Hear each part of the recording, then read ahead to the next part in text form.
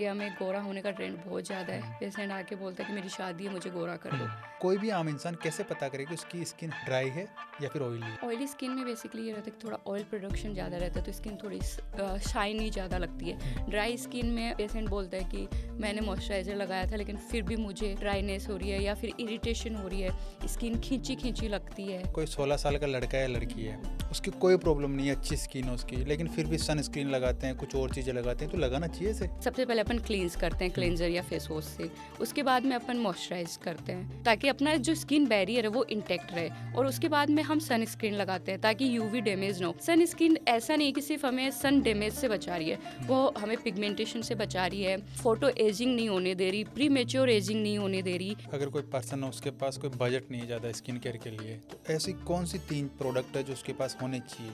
देखो, एक होता है एएम रूटीन, एक पीएम रूटीन। तो एएम रूटीन में अपने को बेसिक रखना है, एकदम मिनिमल इज मोर। दूसरा, आपका जो स्किन बैरियर है ना वो इंटैक्ट होना चाहिए, वो की है। कई लोगों में से होता है जैसे उनके कोई प्रॉब्लम नहीं होती स्किन में, कुछ यूज़ भी नहीं करते वो, लेकिन उनकी स्किन बहुत ग्लो करती है। सर देखो, एक रीजन मैं बोलती हूँ जेनेटिक होता है, उसको आप रिप्लेस नहीं कर सकते। ऐसे कौन सी 3 चीज़ें हैं जिसकी वजह से स्किन अच्छी होती है? एक तो प्रोटीन डाइट होनी चाहिए आपको। प्रोटीन डाइट आपकी स्किन में कोलेजन बूस्ट करेगा, इलास्टिन बनाएगा, आपके हेयर नेल सब के लिए अच्छा है, प्रोटीन नीडेड है। दूसरा, ओमेगा फ्री फैटी एसिड्स हो गए, जैसे ओमेगा 3 के आप चाहो तो सप्लीमेंट्स भी ले सकते हो, या फिर वॉलनट वगैरह हो गए, आंवला हो गया, सिट्रस फूड हो गए, तो ये आपके पिगमेंटेशन में भी हेल्प करेंगे, और एंटीऑक्सीडेंट प्रॉपर्टीज भी होती है तो इम्यूनिटी को भी अच्छा करेंगे। टूथपेस्ट का यूज़ करते हैं एक्ने और पिंपल्स के ऊपर, इससे क्या होता है? टूथपेस्ट में baking soda, menthol, hydrogen peroxide, ये इंग्रेडिएंट्स होते हैं। तो ये हाँ, एक दो पिंपल है उसको ड्राई कर देगा, बट उसके साथ वो आपकी स्किन को इरिटेट कर सकता है, इन्फेक्शन कर सकता है, इन्फ्लामेशन करता है। कौन सी ऐसी घरेलू चीज़ें हैं जो यूज़ नहीं करनी चाहिए स्किन के ऊपर? ओके, बहुत सारे लोग लेमन लगा लेते हैं, हाँ। डायरेक्ट एलोवेरा जेल लगा लेते हैं, मुल्तानी मिट्टी लगा लेते हैं। मुल्तानी मिट्टी मैं बोलूँगी कि ऑयली स्किन के लिए ठीक है, अगर एक्सेस ऑयल प्रोडक्शन हो रहा है। एक्ने के अलग अलग टाइप होते हैं, पस्ट्यूल्स होते हैं, पेप्यूल होते हैं, तब तक लोग डॉक्टर के पास आना पसंद नहीं करते, बट वो और बढ़ जाते हैं, स्किन के अंदर आपको फील होता है, उनको नोड्यूल बोलते हैं, नोड्यूलोसिस्टिक एक्ने बोलते हैं, वो सीवियर फॉर्म ऑफ एक्ने होती है। ऐसा कहा जाता है कि ऑयली स्किन वाले को ज़्यादा एक्ने होते हैं, हाँ, सच है? ये सच है। एंटी एजिंग प्रोडक्ट से एजिंग को रोक सकते हैं? एकदम तो नहीं रोक सकते, बट हाँ काफ़ी हद तक कम कर सकते हैं अपन।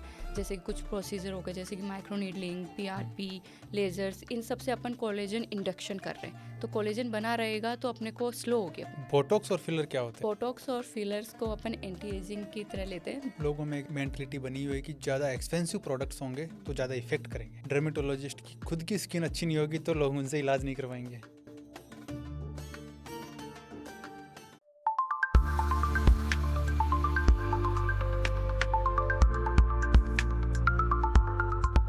नमस्कार दोस्तों, आप देख रहे हैं द क्यूरियस माइंड शो। यहाँ पर हम हमारे माइंड में होने वाली क्यूरियोसिटी को एक्सप्लोर करते हैं। आज की हमारी क्यूरियोसिटी है हमारी स्किन। इस क्यूरियोसिटी को एक्सप्लोर करने के लिए हमने इनवाइट किया है एक डर्मेटोलॉजिस्ट को। उनका नाम है डॉक्टर बबीता चौधरी। तो चलिए उनका वेलकम करते हैं। Welcome to show ma'am. Thank you sir for having me. सबसे पहले तो आपसे हम ये जानना चाहेंगे आपकी डॉक्टर बनने की जर्नी कैसे शुरू हुई?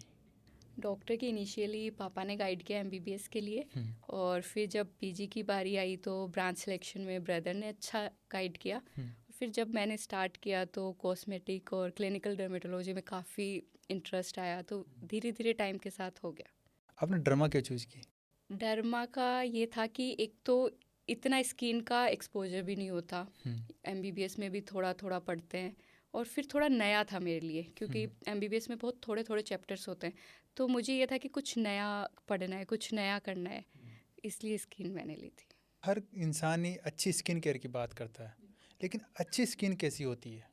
आप अच्छी स्किन और हेल्दी स्किन का मीनिंग ये है कि आपकी स्किन ड्राई फील ना हो, हाइड्रेटेड लगे आपको, आपका जो स्किन बैरियर है वो इंटैक्ट रहे।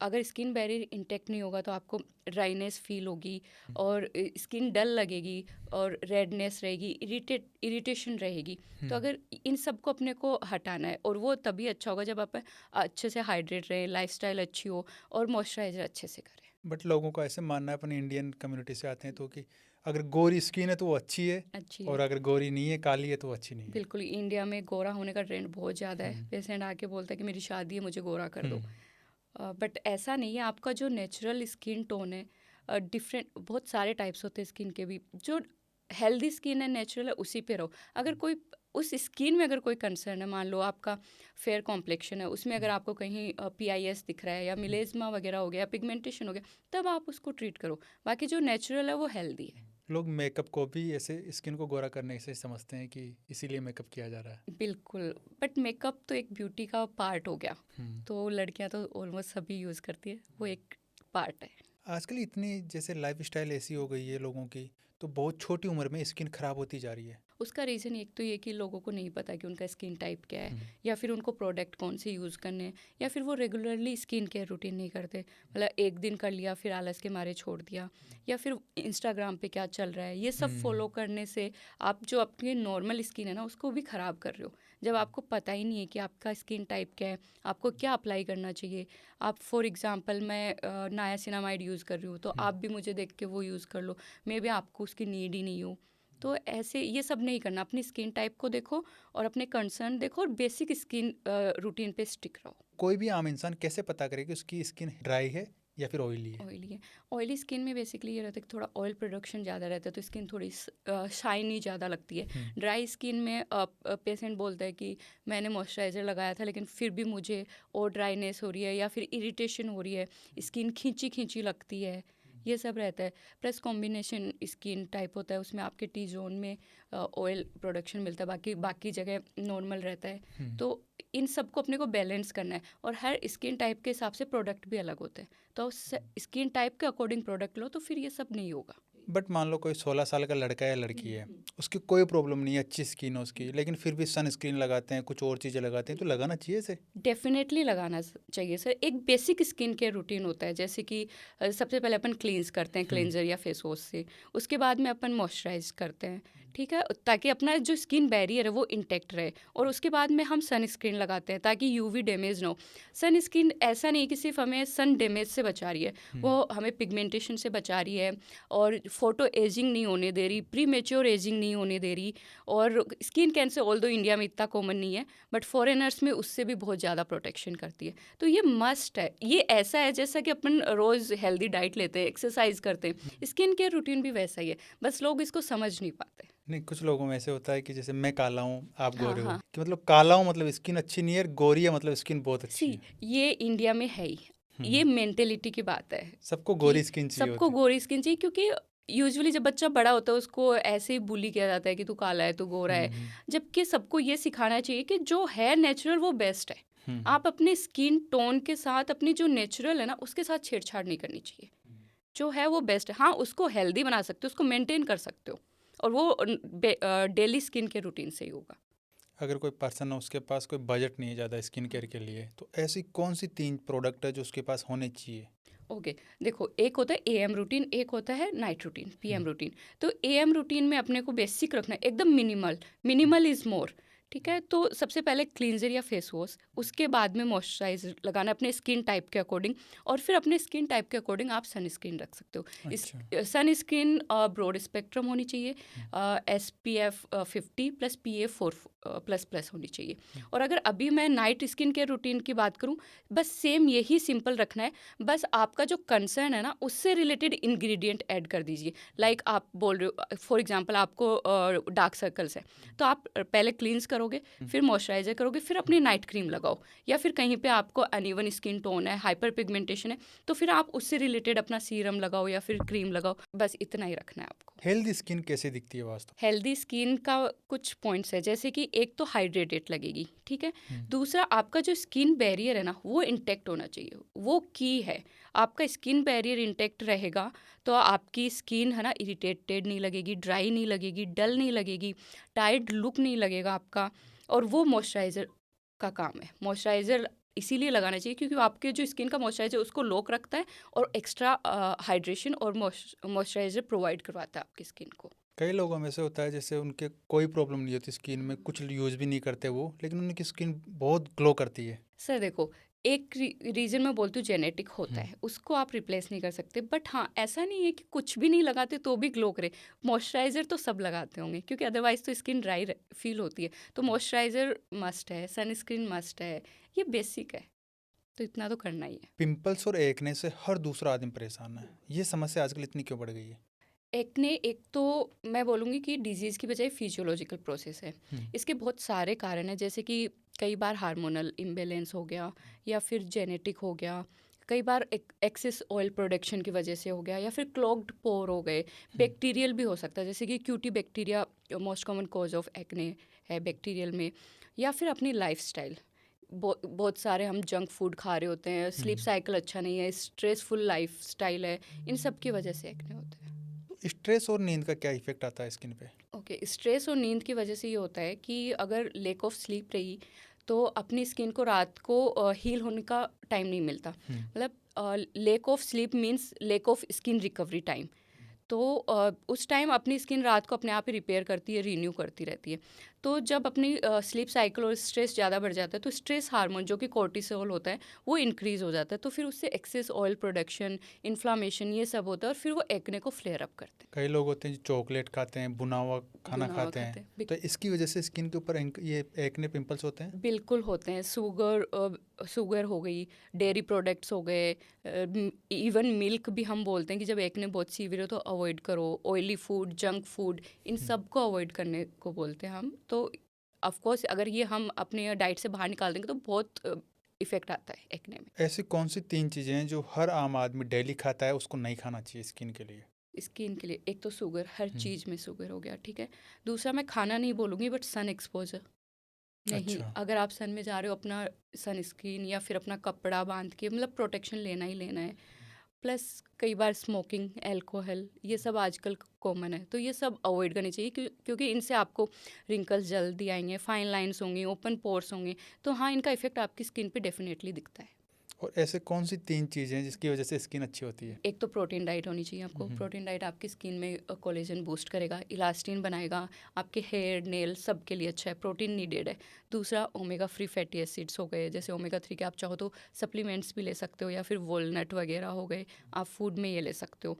बाकी एंटीऑक्सीडेंट फूड, जैसे कि अगर आप एंटीऑक्सीडेंट में बोलूँगी विटामिन सी, आंवला हो गया, सिट्रस फूड हो गए, तो ये आपके पिगमेंटेशन में भी हेल्प करेंगे और एंटीऑक्सीडेंट प्रॉपर्टीज़ भी होती है, तो इम्यूनिटी को भी अच्छा करेंगे। पिंपल्स को फोड़ने से कितना नुकसान हो सकता है? पिंपल्स को फोड़ने से बहुत नुकसान हो सकता है, आपकी स्किन को भी और आपकी पॉकेट को भी। क्योंकि जब अपन पिंपल्स को फोड़ेंगे तो पहले उसके बाद होता है PIE, पोस्ट इन्फ्लामेटरी इरिथेमा। फिर होता है PIH, post inflammatory hyper pigmentation, जिसको आप बोलते हो कि मुझे काले धब्बे हो गए एक्ने के बाद, वो होता है। और अगर आप बहुत ही नाखून लगाते हो फिर एक्ने स्कार्स बन जाते हैं। स्कार्स 3-4 टाइप के होते हैं, जैसे कि आइस पिक स्कार हो गए, बॉक्स स्कार हो गए, रोलिंग स्कार हो गए। तो स्कार्स पे कोई क्रीम काम नहीं करेगी, फिर आपको प्रोसीजर के लिए जाना पड़ेगा। तो इसलिए आपको नहीं छेड़ना, उसको नॉर्मल क्रीम लगाओ, डॉक्टर जो आपको खाने को दे रहा है वो लो, और उसको पॉप अप नहीं करना। और अगर किसी ने ऐसा कर लिया, फोड़ दिया उसको, तो उसकी वजह से दाग धब्बे हो गए, तो उसको कैसे ठीक करें? सर अगर पिगमेंटेशन है तो फिर हम उसके लिए जैसे कि कोजिक एसिड हो गया, अल्फा एर्बिट्यून हो गया, या कुछ सीरम्स होते हैं वो देते हैं, या फिर केमिकल पीलिंग भी कई बार अच्छा हेल्प करती है। और अगर स्कार्स की बात करूँ तो अगेन कोई क्रीम उन पे काम नहीं करेगी। आपको CO2 लेज़र लेना है, आपको PRP करवाना है, माइक्रो नीडलिंग करवा सकते हो, सबसीजन करवा सकते हो, इन सब से फिर आपके स्कार्स ठीक होते हैं। कई बार ऐसे देखते हैं जो यंग लोग हैं, टूथपेस्ट का यूज़ करते हैं एक्ने और पिंपल्स के ऊपर, इससे क्या होता है? उनको लगता है कि टूथपेस्ट लगाने से उनके एक्ने गायब हो जाएंगे, जबकि ऐसा नहीं होता। टूथपेस्ट में baking soda, menthol, hydrogen peroxide, ये इंग्रेडिएंट्स होते हैं। तो ये हाँ, एक दो पिंपल है उसको ड्राई कर देगा, बट उसके साथ वो आपकी स्किन को इरिटेट कर सकता है, इन्फेक्शन कर सकता है, इन्फ्लामेशन करता है, और PIH, post inflammatory hyper pigmentation छोड़ सकता है। तो अगर पिंपल जो मान लो हाइपर पिगमेंटेशन 10-15 दिन में ठीक होना था, वो और ज़्यादा टाइम लेगा, इसलिए अपने को नहीं यूज़ करना। कौन सी ऐसी घरेलू चीज़ें हैं जो यूज़ नहीं करनी चाहिए स्किन के ऊपर? ओके, बहुत सारे लोग लेमन लगा लेते हैं, हाँ, डायरेक्ट एलोवेरा जेल लगा लेते हैं, मुल्तानी मिट्टी लगा लेते मुल्तानी मिट्टी लगा लेते हैं। मुल्तानी मिट्टी मैं बोलूँगी कि ऑयली स्किन के लिए ठीक है, अगर एक्सेस ऑयल प्रोडक्शन हो रहा है तो उस स्किन के लिए ठीक है। अगर आपका स्किन बैरियर इंटेक्ट है, आप 1 वीक अप्लाई कर सकते हो, बट अगर ड्राई सेंसिटिव स्किन है तो आपको यूज़ नहीं करनी। किस कंडीशन में डॉक्टर्स के पास जाना चाहिए कि अब तो पिंपल्स और एक्ने बहुत ज़्यादा हो गए, अब तो डॉक्टर के पास जाना ही पड़ेगा? अगर आप मान लो ओवर द काउंटर ट्यूब खरीद के लगा रहे हो, 1-2 पिंपल ठीक हो जाते हैं कई बार, बट अगर वो ठीक नहीं हो रहे हो, आपको बार बार हो रहे हो, स्पेशली आपके चिन एरिया में एक्ने हो रहे हो, वो चिन एरिया के जो एक्ने होते हैं वो ज़्यादा हार्मोनल इम्बेलेंस की वजह से होते हैं, अच्छा। और आपको एक्ने बढ़ रहे हो, हम्म। ठीक है, और स्कारिंग हो रही हो, और नोडुलोसिस्टिक एक्ने बन रहे हो, मतलब जैसे कि एक्ने के अलग अलग टाइप होते हैं, पस्ट्यूल्स होते हैं, पेप्यूल होते हैं, तब तक लोग डॉक्टर के पास आना पसंद नहीं करते, बट वो और बढ़ जाते हैं, स्किन के अंदर आपको फील होता है, उनको नोड्यूल बोलते हैं, नोडुलोसिस्टिक एक्ने बोलते हैं, वो अच्छा। सीवियर फॉर्म ऑफ एक्ने होती है, तो उस टाइम आपको डेफिनेटली डर्मेटोलॉजिस्ट को विजिट करना चाहिए। ऐसे कुछ इंडिकेशंस होते हैं, जैसे कई लोग घरेलू नुस्खे यूज़ करते हैं, तो कौन से इंडिकेशन आने के बाद में उसको घरेलू नुस्खे यूज़ नहीं करना चाहिए? मान लो सबसे मोस्ट कॉमन जो घरों में यूज़ होता है, फॉर एग्जांपल बेसन, बेसन मास्क बहुत होते हैं। अब लोगों को नहीं पता होता कि कितनी बार लगाना है, किस चीज़ के साथ मिक्स करके लगाना है, वो उससे बस बेसन को पानी में मिलाया और रगड़ते रहते हैं। उसको रगड़ने को क्या बोलते हैं अपन, फिजिकल एक्सफोलिएशन बोलते हैं। तो उससे आपका स्किन बैरियर ख़राब होगा। उसके बाद 1-2 दिन बाद उसको जब स्किन को टच करेगा तो लगेगा कि हाँ मुझे दर्द हो रहा है, स्टिंग जलने जैसी फीलिंग आएगी और रेडनेस आ जाएगी। तो ये अगर हो रहा है तो ये आपको डेफिनेटली नहीं करना, आप अपनी स्किन को बेटर करने की बजाय उसको डैमेज कर रहे हो। तो ऐसा कहा जाता है कि ऑयली स्किन वाले को ज़्यादा एक्ने होते हैं, हाँ, सच है? ये सच है ऐसा क्यों? कि ऑयल प्रोडक्शन ज़्यादा होता है, सीबेसियस ग्लैंड ज़्यादा हाइपर एक्टिव होती है, वो ज़्यादा सीबम प्रोडक्शन करती हैं, तो फिर पोर क्लॉग्स होते हैं, जो अपने पोर है वो क्लॉग्ड हो जाते हैं, तो इसलिए थोड़े ज़्यादा एक्ने बनते हैं। तो मतलब ड्राई स्किन वाले को नहीं होते फिर एक्ने? नहीं, ऐसा नहीं है। बहुत सारे कारण हैं एक्ने होने के, ये एक रीज़न था कि ऑयली स्किन में ज़्यादा होता है क्योंकि ऑयल प्रोडक्शन होता है, बट आप कारण समझो, जेनेटिक हो सकते हैं, हार्मोनल हो सकते हैं, हो सकता है कि ड्राई वाली स्किन की लाइफस्टाइल अच्छी नहीं हो, न्यूट्रिशन सप्लीमेंट अच्छा नहीं हो, स्ट्रेस हो, या फिर कोई बैक्टीरियल एक्ने हो, तो उनमें भी होते हैं। जो स्पॉट को ठीक करने वाले हाँ, स्पॉट करेक्टर्स आते हैं, बिल्कुल काम बिल्कुल। करते हैं क्या ये सच में? कुछ हद तक काम करते हैं, अगर मिनिमल एक्ने हो तो करते हो, जैसे कि बेंजोल प्रोक्साइड वाले हो गए, या फिर सैलिसिलिक बेस्ड हो गए, तो हाँ ये थोड़े बहुत काम करते हैं, बट ये बहुत सारे एक्ने में काम नहीं करेंगे। 1-2 एक्ने हो तो बिल्कुल करते हैं। एक्ने के लिए सबसे बेस्ट इंग्रेडिएंट्स कौन कौन से हैं? कोई सिंगल इंग्रेडिएंट बेस्ट नहीं होता एक्ने के लिए, क्योंकि एक्ने के बहुत सारे टाइप होते हैं। जैसे कि मान लो कोमेडोजेनिक एक्ने है तो उनमें रेटिनॉल अच्छा काम करेगा, और ऑयली स्किन है या फिर एक्ने प्रोन स्किन है तो उनमें सैलिसिलिक एसिड ज़्यादा काम करेगा, या फिर इन्फ्लामेशन वाले एक्ने है तो उनमें बेंजोइल पेरोक्साइड ज़्यादा अच्छा काम करेगा। मुल्तानी मिट्टी और नीम जैसे नुस्खे के बारे में आपकी क्या राय है? मुल्तानी मिट्टी, अगर ऑयली स्किन है, बहुत ज़्यादा एक्सेस ऑयल प्रोडक्शन हो रहा है, तो 1 से वीक आप यूज़ कर सकते हो। और अगर आपको यूज़ करने के बाद वही स्टिंगिंग, बर्निंग, रेडनेस फील नहीं हो रही तो आप कर सकते हो, हाँ अब्जॉर्ब करता है oil. But again dry skin या फिर स्किन बैरियर इंटैक्ट नहीं है तो आपको यूज़ नहीं करना। ऑयली स्किन वाले 1 से वीक कर सकते हैं। और नीम? नीम 1-2 एक्ने में काम करेगा, क्योंकि नीम में एंटी बैक्टीरियल और एंटी इन्फ्लामेटरी प्रॉपर्टीज़ होती हैं। हाँ 1-2 एक्ने को सुखाने में काम करेगा, बट अगेन एक्ने के भी बहुत सारे टाइप होते हैं, और अगर आप ऐसे आपको टाइप नहीं पता तो वो सिर्फ आपको डॉक्टर बता सकता है। तो आप मान लो नोडुलोसिस्टिक एक्ने पे नीम लगाते हो तो उस पर वो कोई काम नहीं करेगा, इवन आपकी स्किन को और डैमेज करेगा, वही रेडनेस, इरिटेशन, इचिंग, ये सब करेगा। नहीं, तो जो लोग ये लगाते हैं ना मुल्तानी मिट्टी, नीम, इससे क्या होता है स्किन के ऊपर ऐसा? मुल्तानी मिट्टी जैसे मैंने बोला एक्सेस ऑयल को अब्सॉर्ब करती है, दैट्स इट, और एक एक्सफोलिएशन का काम करती है, बस फिजिकल एक्सफोलिएशन। नीम अगेन वही लोगों को लगता है कि मेरे पिंपल सारे ठीक कर देगा, सारे नहीं कर सकता, 1-2 छोटे बहुत पेप्यूल या पस्ट्यूल्स हों तो वही वही प्रॉपर्टीज़ काम करेंगी, anti bacterial, anti inflammatory, that's it. तो सुखाते हैं मतलब ये इनको? हाँ, मतलब इनका इनिशियली माइंड में यही रहता है, जैसे टूथपेस्ट हो गया, नीम हो गया, कि मेरे एक्ने सूख जाएंगे, गायब हो जाएंगे। जो सेलिब्रिटीज होती है उनकी ऐसे फ्लॉलेस स्किन होती है, उसके पीछे क्या राज है उनका? सर उसके पीछे बहुत सारे कारण हैं। एक तो उनके लाइफस्टाइल, उनके डाइटिशियन होते हैं, रेगुलर एक्सरसाइज होती है, प्लस वो अपने डर्मेटोलॉजिस्ट को डेफिनेटली रेगुलरली विजिट करते हैं, तो वो अपने स्किन कंसर्न के हिसाब से ट्रीट करते हैं। बहुत सारे प्रोसीजर लेते हैं, जैसे कि PRP, माइक्रोनीडलिंग, हाईफू और लेज़र्स डिफरेंट डिफरेंट काइंड के। तो इन सब से, और लास्ट इम्पोर्टेंटली उनकी एडिटिंग टीम, जिससे फिर लोगों को लगता है कि मेरी स्किन ख़राब है, इनकी अच्छी है, जबकि ऐसा नहीं है। उनको भी ओपन पोर्स हैं, उनकी भी अनइवन स्किन है, बस वो मेकअप और लाइटिंग वगैरह से छुप जाती है। बट एक लेमैन को ऐसा लगता है कि वो एक्सपेंसिव प्रोडक्ट यूज करते हैं, इस वजह से उनकी स्किन अच्छी रहती है। पता है, प्रोडक्ट की प्राइस डिसाइड नहीं करती कि वो कैसे एक्ट करेगा, इंग्रेडिएंट डिसाइड करता है। तो आपको जब भी कुछ खरीदना हो आपने अपने कंसर्न के हिसाब से अपने स्किन टाइप के हिसाब से इंग्रेडिएंट देखो, इंग्रेडिएंट मैटर करते हैं। स्किन पर सनस्क्रीन लगाना कितना इम्पोर्टेंट है? सन स्क्रीन सबके लिए इम्पोर्टेंट है, चाहे मेल हो फीमेल हो, क्योंकि सन यूवी जो रेज़ हैं वो हमारी स्किन को डैमेज कर सकती हैं। तो यूवी रेज से प्रोटेक्ट करने के लिए या फिर टैनिंग या फिर पिगमेंटेशन, इन सब से प्रिवेंट करने के लिए सन स्क्रीन मस्ट है। कोई भी पर्सन अपने लिए सनस्क्रीन खरीदने जा रहा है, परचेज करने, तो क्या इंग्रेडिएंट्स देख के खरीदे वो? ओके, सन स्क्रीन में बेसिकली अपने को एक तो SPF देखना होता है, जिसको अपन सन प्रोटेक्शन फैक्टर बोलते हैं। ये अपनी UVB रेज कितना प्रोटेक्ट करती हैं उसको मेज़र करता है। तो बेसिकली SPF 50 ठीक है, अपन 60 या फिर 90 ये यूज़ कर सकते हैं, मतलब 50 से अबो यूज़ करना होता है। प्लस एक अपन PA फैक्टर देखते हैं। PA factor basically UVA rays के उसको प्रोटेक्शन को मेज़र करता है। तो PA 3+ या 4+ होना चाहिए। तो अपनी जो सनस्क्रीन है उस पर अपने को ये देखना है कि ब्रॉड स्पेक्ट्रम है, यानी SPF 50+ देखना है, प्लस PA 3+ या 4+ देखना है। नहीं तो कोई भी पता कैसे करेगी ये SPF अच्छा है और कौन सा SPF अच्छा नहीं है उसके लिए? वही 50+ देखना, उस पर लिखा होता है, मतलब 50+ अपने को 96 या 7% UVB से प्रोटेक्शन दे देता है। तो उस पर मेंशन होता है कि अच्छा। वाटर रेजिस्टेंट है, SPF इतना है, PA इतना है।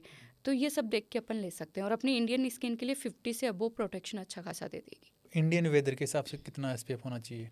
50+ ठीक है। जो डार्क लिप्स होते हैं वो टैनिंग होती है, इनको रोकने में SPF कितना यूज़फुल है?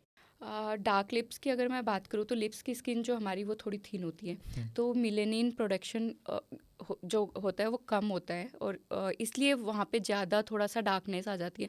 कई बार स्मोकिंग की वजह से भी होता है, हेरिडिटरी की वजह से भी होता है। तो अपने को जो लिप बाम होते हैं वो SPF 30+ के साथ लेनी चाहिए, तो उससे लिप्स अपने हाइड्रेटेड रहेंगे, चैप्ड लिप्स नहीं होंगे और जो पिगमेंटेशन है वो भी कम होगा। तो जो लोगों के लिप्स होते हैं, किसी के डार्क होते हैं, किसी के ऐसे ज़्यादा ब्लैक होते हैं, किसी के पिंक होते हैं, किसी के रेड होते हैं, ऐसा क्यों होता है?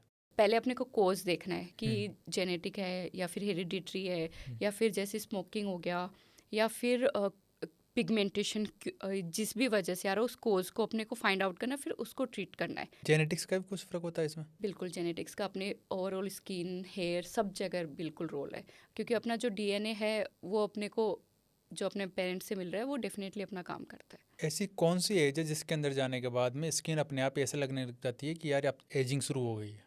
मिड-20s के बाद अपने को बोल सकते हैं कि एजिंग शुरू हो गई, क्योंकि 25-26 की एज के बाद अपना पर ईयर 1% कोलेजन कम होने लगता है। तो वहाँ से अपन बोल सकते हैं कि अपने को एजिंग स्टार्ट हो गई, या फिर आपको फाइन लाइंस दिखना शुरू हो जाए, रिंकल्स दिखना शुरू हो जाए, तो वो अपनी हो गई कि अपना स्टार्ट हो गया एजिंग। तो एंटी एजिंग प्रोडक्ट से एजिंग को रोक सकते हैं? एकदम तो नहीं रोक सकते, बट हाँ काफ़ी हद तक कम कर सकते हैं अपन। जैसे कि कुछ प्रोसीजर हो गए, जैसे कि माइक्रो नीडलिंग, PRP, लेजर्स, इन सब से अपन कोलेजन इंडक्शन कर रहे हैं, तो कोलेजन बना रहेगा तो अपने को स्लो होगी अपनी एजिंग। तो नेचुरली कोई ऐसे फूड्स होते हैं जिसके अंदर कोलेजन होता है? हाँ, अपन जैसे एक तो अपनी जो डाइट है वो प्रोटीन डाइट रखनी है, plus vitamin C rich foods लेने हैं जिनमें अच्छे खासे एंटीऑक्सीडेंट्स हो, प्लस लाइफस्टाइल थोड़ा मेंटेन करना है, या फिर ड्राई फ्रूट्स हो गए जैसे वॉलनट्स हो गए, या फिर सीड्स हो गए, फ्लेक्स सीड्स वगैरह, ये सब काफ़ी कोलेजन को प्रोडक्शन में हेल्प करते हैं। तो मार्केट में कुछ ऐसे सप्लीमेंट्स है सप्लीमेंट्स जिसमें भी कोलेजन होते हो? बिल्कुल आते हैं, बट सप्लीमेंट्स पे इतनी कोई स्टडीज़ नहीं है कि अपन बोल दे कि हाँ ड्रास्टिक चेंज हो जाएगा, कुछ मैजिक हो जाएगा, वो नहीं होगा। हाँ, हाइड्रेशन और थोड़ा हेल्प ज़रूर करता है। आजकल रेटिनॉल इतना पॉपुलर क्यों हो रहा है? रेटिनॉल इसलिए पॉपुलर है क्योंकि इसके मल्टी यूज़ है, जैसे कि एक तो ये एंटी एजिंग में काम करता है। रेटिनॉल को अगर अपन एंटी एजिंग में यूज़ कर रहे हैं तो अपने को नाइट में यूज़ करना है, प्लस P साइज़ में यूज़ करना है इसको। इनिशियली हो सकता है कि अपनी स्किन को सूट ना करें, तो उसके लिए अपने को ये करना है कि अपन initially once a week use कर रहे हैं, फिर ट्वाइस पर वीक यूज़ कर रहे हैं, प्लस अपन या फिर सैंडविच मेथड से भी इसको यूज़ करते हैं। सैंडविच मेथड में ये होता है कि पहले अपने को मॉइस्चराइज़र की लेयर लगानी है, फिर अपने को रेटिनॉल की लेयर लगानी है और उसके बाद वापस मॉइस्चराइज़र, तो उससे स्किन है ना इरिटेट नहीं होगी, सडनली आपको ड्राइनेस नहीं लगेगी। तो एक तो एंटी एजिंग की तरह यूज़ हो गया, प्लस एंटी एक्ने में भी, जैसे कॉमेडोजेनिक एक्ने में मैंने बताया था उसमें यूज़ कर सकते हैं, प्लस स्किन को इवन रखता है। किस एज में शुरू कर सकते हैं रेटिनॉल का यूज़ करना? मिड-20s से शुरू कर सकते हैं, सारे एंटी एजिंग अपन मिड-20s से स्टार्ट कर सकते हैं। बोटॉक्स और फिलर क्या होते हैं? बोटॉक्स और फिलर्स को अपन एंटी एजिंग की तरह लेते हैं, दोनों इंजेक्टेबल हैं। बोटॉक्स बेसिकली रिंकल्स में काम करता है, स्पेशली डायनामिक रिंकल्स में, जैसे कि फोरहेड रिंकल्स हो गए, आइज़ के अराउंड क्रोज फिट हो गए, या फिर यहाँ पे ग्लेबुलर लाइंस आती हैं उनके लिए हो गए, या फिर मेसेटर मसल के लिए बोटॉक्स हो गए। तो ये आपके रिंकल्स को वो करता है, जो मसल की हाइपर एक्टिविटी है उसको टारगेट करता है, उसको कम करता है। तो रिंकल्स और मसल हाइपर एक्टिविटी को कम करता है। अच्छा, और फिलर? फिलर बेसिकली ये होता है कि आपकी स्किन में वॉल्यूम ऐड करता है। अब जैसे किसी को चाहिए कि मुझे यहाँ से चिक बोन वो थोड़ी इन्हेंस चाहिए, तो यहाँ आप अपन फिलर्स यूज़ कर सकते हो, तो यहाँ वॉल्यूम ऐड हो जाएगी। या फिर अंडर आई जो वॉल्यूम लॉस है वो बहुत सारे पेशेंट्स में या बहुत सारे लोगों में होता है, तो वहाँ अपन अगर फिलर यूज़ करते हैं तो वो वॉल्यूम ऐड करता है। या फिर किसी को ये चाहिए कि मुझे डिफाइन जो लाइन चाहिए, तो वो भी फिलर से पॉसिबल है। तो सही एज कौन सी होती है बोटॉक्स और फिलर यूज़ करने की?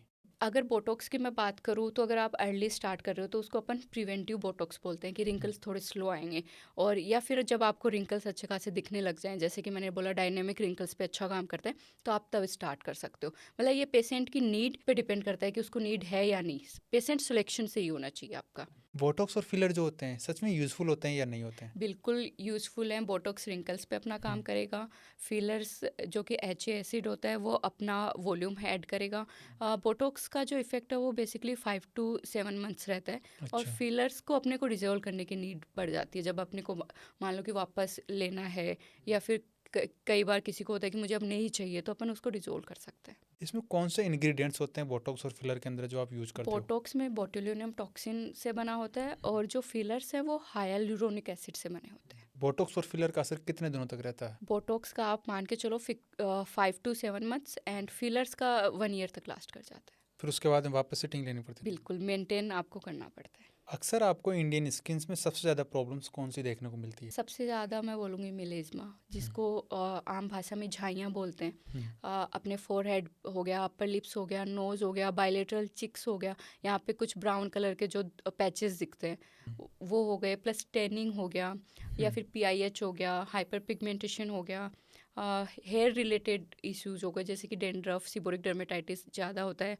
या फिर अपन बोल सकते हैं कि अंडर आई डार्क सर्कल्स, ये सब कॉस्मेटिकली थोड़े रहते हैं। इंडियन स्किन की जो ज़रूरतें हैं वो कोरियन स्किन केयर से अलग होती है या फिर सेम ही है? बिल्कुल डेफिनेटली अलग होती है, क्योंकि हम इंडियन और कोरियन के जेनेटिक्स अलग अलग है। हम्म, तो उनके जेनेटिक की ऐसे हैं, प्लस थोड़ा वो अपनी स्किन को अच्छे से मेंटेन करते हैं, हाइड्रेशन प्रॉपर रखते हैं, तो उनकी स्किन थोड़ी ज़्यादा शाइनी लगती है।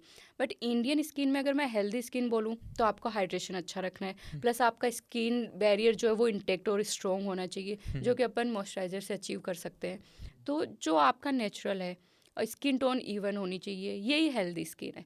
हम जेनेटिक्स को कंपेयर नहीं कर सकते। कई लोगों के मुंह पे है ना ऐसे भूरे दाग से हो जाते हैं जिसे आपने जहाँ ये बताई, और फिर बाद में इसको टैनिंग की समझ लेते हो कि टैनिंग की प्रॉब्लम से है। तो कौन सी टैनिंग की है, कौन सी मिलेजमा की है, कैसे पता चले? आपको टैनिंग और मिलेजमा में ये डिफरेंस कर सकते हो कि टैनिंग जो होगी वो सन एक्सपोज्ड एरिया में होगी। मान लो ये मेरा हाथ में धूप में रह रही हूँ, इतना आ रहा है, तो वहाँ पे होगी, प्लस इवन होगी। लेकिन जो मिलेजमा की मोस्ट कॉमन साइट है वो फेस है, जैसे कि फोरहेड हो गया, बायलेटरल चिक्स हो गए, नोज हो गया, अपर लिप्स हो गया। प्लस इसमें जो कलर है वो इवन दिखेगा, इसमें आपको एसिमेट्रिक दिखेगा, बॉर्डर्स इरेगुलर होंगे, प्लस ब्राउनिश या फिर ग्रेस पैच ज़्यादा दिखेंगे। तो आप साइड से देख सकते हो, कलर से देख सकते हो।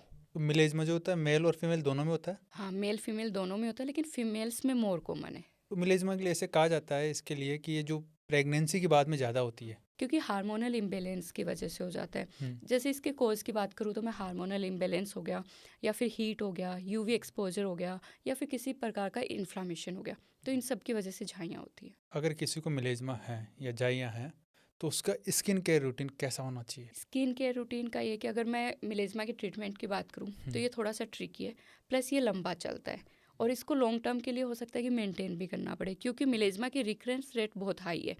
तो अगर सारे कोर्स को अपने को टारगेट करना है तो कुछ ओरल मेडिसिन चलती हैं, प्लस कुछ टॉपिकल जैसे कि कोजिक एसिड हो गया, अल्फा एर्बिट्रीन हो गया, या फिर टॉपिकल ट्रेनेक्सेमिक एसिड हो गया, प्लस इनके साथ अपने को केमिकल पील करने पड़ते हैं, लेज़र लेना पड़ता है। तो बेसिकली इसका कॉम्बिनेशन ट्रीटमेंट जाता है, तब जाके अपने को रिजल्ट्स मिलते हैं, प्लस फिर प्रोलॉन्ग टाइम के लिए अपने को मेंटेन भी करना पड़ता है। घर पे ऐसी कौन सी गलतियाँ करते हैं झाई होने के बाद में जो लोगों को नहीं करनी चाहिए? पहली बात, सही तरीके से डायग्नोस नहीं कर पाते। उनको ये लगता है कि मुझे था ही नहीं, अभी अचानक कैसे हो गया, क्योंकि जैसे हमने बात की पोस्ट प्रेगनेंसी ज़्यादा होता है, हुँ, तो उनको लगता है कि अचानक कैसे हो गया, ऐसे ही हो गया होगा। पहली तो वो हुँ, डायग्नोसिस ठीक नहीं करते। दूसरा, फिर उनको लगता है कि यही बेसन हो गया, नीम हो गया, ये सब अप्लाई करने से हो जाएगा। हुँ।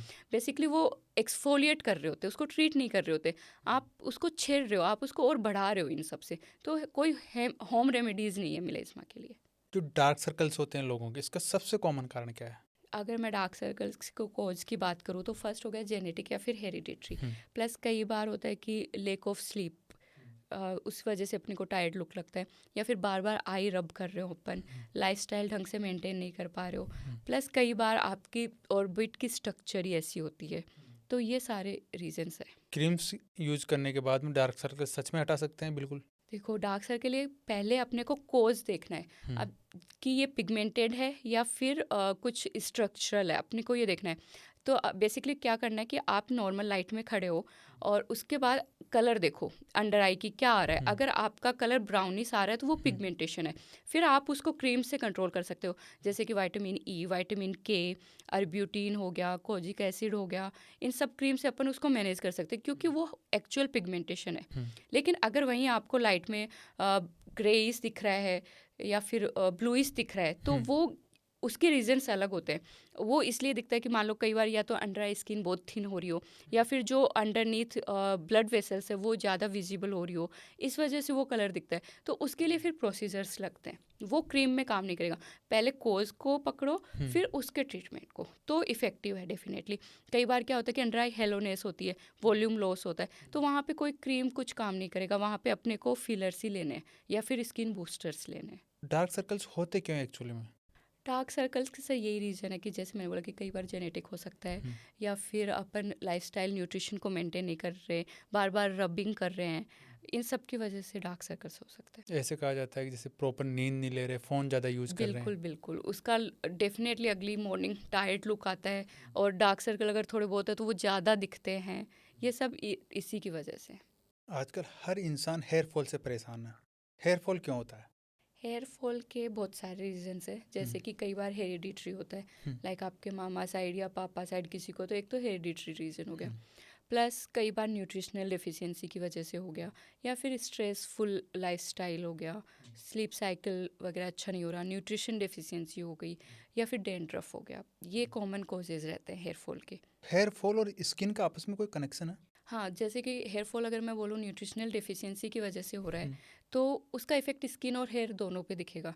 अब न्यूट्रिशनल डेफिशिएंसी में मैं बात करूँ, यूजुअली अपन देखते हैं vitamin D3 level, vitamin B12, iron में फेरिटिन लेवल हुँ, और बायोटिन लेवल, ये सब देखते हैं। तो हुँ। अगर इनकी डेफिशिएंसी होगी तो ये अपनी स्किन, हेयर और नेल तीनों को इफेक्ट करेंगे। हेयर में ये होगा कि हेयर फॉल हो जाएगा, हेयर ब्रिटल हो जाएंगे, और बहुत हेयर थिनिंग हो जाएगी। हुँ। स्किन की मैं बात करूँ तो ड्राइनेस, रफनेस, इचिंग, ये सब हो जाता है। और नेल्स भी आपको कई बार ब्रिटल लगते हैं, पेशेंट बोलता है कि मेरे नेल्स जल्दी जल्दी टूटते हैं, तो ये सब पे इफेक्ट होता है इसका। डैंड्रफ और एक्ने के बीच भी कोई कनेक्शन है? हाँ, डेंड्रफ, अगर फोरहेड पे जो एक्ने होते हैं मोस्ट हुँ, कॉमनली, अगर डेंड्रफ की वजह से एक्ने हो रहे हैं वो फोरहेड पे होंगे, या फिर बैक पे हो गए, जिसको अपन ट्रंकल एक्ने बोलते हैं, अपर ट्रंक पे। और ये इसलिए होते हैं क्योंकि जो ऑयल अपन लगा रहे हैं तो वो ऑयल फोरहेड पे थोड़ा आ जाता है, उस वजह से होता है। तो जो डेंड्रफ की वजह से हो रहे हैं उनको फंगल एक्ने बोलते हैं, या फिर मेलेसेजी फोलिकुलाइटिस बोलते हैं। इसकी अपन पहचान ऐसे कर सकते हैं कि एक तो ये फोरहेड पे होगा, हुँ। टेम्पल्स पे होगा, प्लस जो लीजन्स होंगे ना वो सब एक जैसे दिखेंगे, मोनोमॉर्फिक लीजन्स होंगे इसमें, और कई बार पेशेंट को इचिंग भी हो सकती है। आजकल स्किन केयर प्रोडक्ट्स की मार्केटिंग इतनी ज़्यादा हो रही है, तो कैसे पता करें कौन सा स्किन केयर प्रोडक्ट अपने लिए अच्छा है और कौन सा नहीं है? कई बार पेशेंट्स को ये रहता है कि मैं ज़्यादा प्रोडक्ट लगाऊंगा तो मेरी स्किन ज़्यादा अच्छी हो जाएगी, हुँ, जल्दी अच्छी हो जाएगी, जबकि ऐसा नहीं है। स्किन केयर में कंसिस्टेंसी मैटर करती है पहली चीज़, plus again sun protection, sunscreen matter करता है। और आप कंसर्न को फाइंड आउट करो, ऐसे नहीं कि आप नायासिनामाइड लगा रहे हो तो मैं भी वही लगा लूँ, हुँ, क्योंकि आपका कंसर्न अलग है हुँ, और आपका स्किन टाइप अलग है। हुँ, जब भी आप अपने प्रोडक्ट लो उस पर ये देखना है, पहले अपनी स्किन टाइप को देखो, अपनी स्किन टाइप के अकॉर्डिंग लो, प्लस आपके मान लो आपको डार्क सर्कल कंसर्न है या फिर पिगमेंटेशन है, उसके अकॉर्डिंग इंग्रेडिएंट लेने हैं। और उसके बाद में कंसिस्टेंसी तो मैटर करती करती है। स्किन पे से कहा जाता है सीरम लगाना चाहिए, मॉइस्चराइज़र लगाना चाहिए। सीरम और मॉइस्चराइजर में क्या डिफरेंस है? ठीक है, मॉइस्चराइज़र बेसिकली क्या होता है कि हमारी स्किन को प्रोटेक्ट करता है, जो हमारा स्किन बैरियर है उसको इंटैक्ट रखता है। अगेन वही हमारी स्किन को बाहर से मॉइस्चराइज़र दे रहा है, प्लस जो अपनी स्किन का मॉइस्चराइज़र है उसको मेंटेन करके रख पा रहा है, लॉक करके कर रहा है। तो बेसिकली ये सिर्फ स्किन बैरियर को स्ट्रेंथन कर रहा है। और जो सीरम्स होते हैं वो लाइट वेट होते हैं, फास्ट अब्जॉर्ब हो जाते हैं, प्लस वो कुछ एक्टिव्स के साथ होते हैं, और वो एक्टिव्स है ना किसी स्पेसिफिक कंसर्न को टारगेट करते हैं। तो वो एक तरह के ट्रीटमेंट हो गया। कब सीरम यूज करना चाहिए, कब मॉइस्चराइजर यूज करना चाहिए? मॉइस्चराइज़र तो आपको डेली यूज़ करना है, सुबह शाम। सीरम मान लो मेरे को पिगमेंटेशन है, तो मैं रात को पहले सीरम लगाऊंगी, फिर मॉइस्चराइज़र लगाऊंगी। तो वो अपने, क्योंकि जो अपना कंसर्न है उसको भी ट्रीट कर रहा है, और अगेन रात का टाइम अपनी हीलिंग और रिपेयर के लिए होता है, तो अपन रात को सीरम लगा सकते हैं। लोगों में एक ऐसी मेंटलिटी बनी हुई है कि ज़्यादा एक्सपेंसिव प्रोडक्ट्स होंगे तो ज़्यादा इफेक्ट करेंगे। ये रहता है, क्योंकि कई बार मान लो कम पैसे का लिख दिया तो बोलते कि डॉक्टर अच्छा नहीं है, ऐसा होता है। बट अगेन अपना स्किन टाइप देखो, अपना कंसर्न देखो, इंग्रेडिएंट इंपॉर्टेंट है कि आप क्या ले रहे हो ना। क्योंकि कई बार एक्सपेंसिव का मतलब ये नहीं होता कि आप सही प्रोडक्ट यूज़ करो। कई बार आप ब्रांड के नाम का पे कर रहे होते हो, पैकेजिंग का पे कर रहे होते हो, उसका प्रोडक्ट का लुक का पे कर रहे होते हो। इसका मतलब ये नहीं है कि उसके जो इंग्रेडिएंट है वो उतना अच्छा काम करेगा। आप इंग्रेडिएंट का पे नहीं कर रहे, आप ब्रांड का पे कर रहे हो। तो ऐसा कुछ भी नहीं है, इंग्रेडिएंट सही होना चाहिए, फिर वो आपको इफेक्ट करेगा। और एक और चीज़ लोगों में मेंटलिटी बनी हुई है कि अगर डर्मेटोलॉजिस्ट की खुद की स्किन अच्छी नहीं होगी तो लोग उनसे इलाज नहीं करवाएंगे। सर देखो, इसका ये रहता है कि मान लो एक्ने है, एक्ने किसी को भी किसी भी एज में हो सकते हैं। तो इसका मतलब ये नहीं है कि वो डॉक्टर अच्छा नहीं है। एक्ने के कोज अलग हो सकते हैं, कई बार हार्मोनल हो सकते हैं, तो लेट एज में हो सकता है आपको, या फिर नॉन कोमेडोजेनिक प्रोडक्ट जो लोगों को नहीं पता होता, हैवी मेकअप यूज़ कर रहे हैं, पोर क्लॉग हो रहे हैं, तो वो किसी को भी हो सकता है। तो उससे आप जज नहीं कर सकते किसी को भी। सबसे ट्रेंडिंग जो प्रोडक्ट्स होते हैं जिसके अंदर इंग्रेडिएंट्स आते हैं, जैसे नियासिनामाइड हो गया, विटामिन सी हो गया, यूज़फुल होते हैं? ये सब काम करते हैं क्योंकि एंटीऑक्सीडेंट्स होते हैं। एंटीऑक्सीडेंट क्या करते हैं, फ्री रेडिकल्स से वो करते हैं, फ्री रेडिकल्स को कम करते हैं। तो उससे क्या होगा, ऑयल प्रोडक्शन कम होगा, इन्फ्लामेशन कम होगा, और अपने स्किन ढंग से मेंटेन रहेगी। अगर मैं विटामिन सी की बात करूँ तो ये एंटीऑक्सीडेंट की तरह काम करता है, प्लस स्किन टोन को इवन करने में भी अच्छा काम करता है। नायासिनामाइड है वो ऑयल प्रोडक्शन को कम करता है। तो हाँ, सबका अपना अपना काम, और सब अपना टारगेट जो कंसर्न है उसको टारगेट कर रहे हैं। इनमें से सबसे ओवर रेटेड इंग्रेडिएंट्स कौन से हैं? थोड़ा सा मुझे पेप्टाइड्स लगता है, क्योंकि इतनी स्टडीज़ भी नहीं है अपने पास उसके में, और वो मुझे लगता है सिर्फ हाइड्रेशन का काम थोड़ा ज़्यादा करता है। तो क्योंकि विटामिन सी, नियासिनामाइड, इनकी इनफ स्टडीज़ अपने पास, तो अपने को पता है कि ये बेसिकली क्या कर रहे हैं। और सबसे अंडररेटेड? Underrated sunscreen.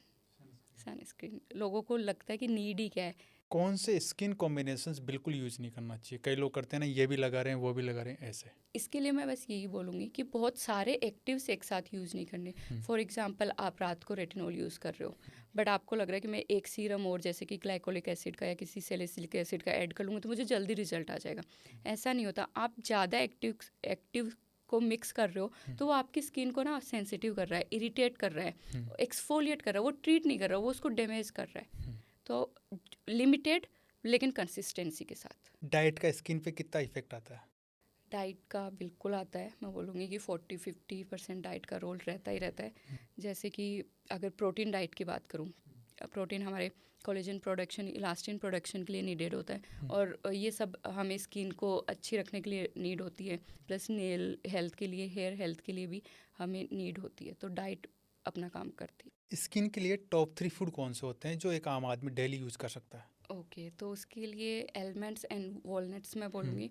इससे आपकी एक तो स्किन की ड्राइनेस कम होगी, प्लस ये नेचुरल फैट्स हैं, तो आपकी स्किन बैरियर को भी अच्छा रखेगा, स्किन बैरियर को स्ट्रेंथन करेगा। दूसरा, आंवला या फिर सिट्रस फूड हो गए, ये विटामिन सी रिच होते हैं, जो कि एक अच्छा एंटीऑक्सीडेंट है। इससे आपकी स्किन की वो ब्राइटनेस मेंटेन रहेगी। और तीसरा जो कॉमनली अवेलेबल होता है वो घी आपके विंटर्स में मॉइस्चराइज़र को लॉक रखेगा। स्किन के लिए सप्लीमेंट्स लेना चाहिए या नहीं लेना चाहिए? अगर आपको किसी न्यूट्रिशन की डेफिशिएंसी है तो लेने चाहिए। कई बार क्या होता है कि फूड के थ्रू कंप्लीट नहीं हो पाता, जैसे कि वेजिटेरियन में क्या होता है कि विटामिन B12 ऑलरेडी कम होता है, तो ऐसे केसेस में अपन ले सकते हैं बाहर से सप्लीमेंट। तो अगर नीडेड है और फूड के थ्रू नहीं हो रहा है तो आप ले सकते हो। किन लोगों को सप्लीमेंट्स की ज़रूरत पड़ती है? स्किन केयर के लिए? वही है 30s के बाद ओमेगा 3 फैटी एसिड्स हो गए, एंटीऑक्सीडेंट्स हो गए, ये सब थोड़ा लेना स्टार्ट कर देते हैं ताकि कोलेजन प्रोडक्शन अच्छा होता रहे, कोलेजन बूस्ट होता रहे। और अगर न्यूट्रिशन डेफिशिएंसी है आपको या फिर सडनली कोई हेयर फॉल हो रहा हो तो आपको टेस्ट करवाने चाहिए न्यूट्रिशनल डेफिशिएंसी के, जो डॉक्टर बोले, और उसके अकॉर्डिंग आप सप्लीमेंट्स ले सकते हो। एक रैपिड फायर राउंड करते हैं ना। बिल्कुल। रेटिनॉल, विटामिन सी, रेटिनॉल, क्योंकि रेटिनॉल एंटी एजिंग के लिए अच्छा है। कोरियन स्किन केयर और minimal skin care. Minimal skin care, क्योंकि अगर कंसिस्टेंट नहीं रहेंगे तो कुछ भी काम नहीं करेगा। Sunscreen, moisturiser. सनस्क्रीन, क्योंकि सन प्रोटेक्शन ज़्यादा ज़रूरी है। एक्सपेंसिव प्रोडक्ट और affordable products. Affordable products with right ingredient and according to our skin type. Facial और daily routine. Both are important. Facials once पर वीक या फिर किस टाइप का है उस हिसाब से ले सकते हैं, और डेली स्किन केयर तो मस्ट है। बोटॉक्स प्रिवेंशन या ट्रीटमेंट? बोथ। अगर अर्ली स्टार्ट कर रहे हैं तो प्रिवेंटिव बोटॉक्स, और अगर रिंकल्स को ट्रीट कर रहे हैं तो वो ट्रीटमेंट हो गया। एक स्किन केयर एडवाइस जो आप सबको देना चाहते हो? Be consistent, stay hydrated and apply sunscreen and reapply it. Thank you ma'am, आप आए, आपने इतना वैल्यूबल टाइम दिया उसके लिए बहुत बहुत धन्यवाद। Thank you for thank having you. Me.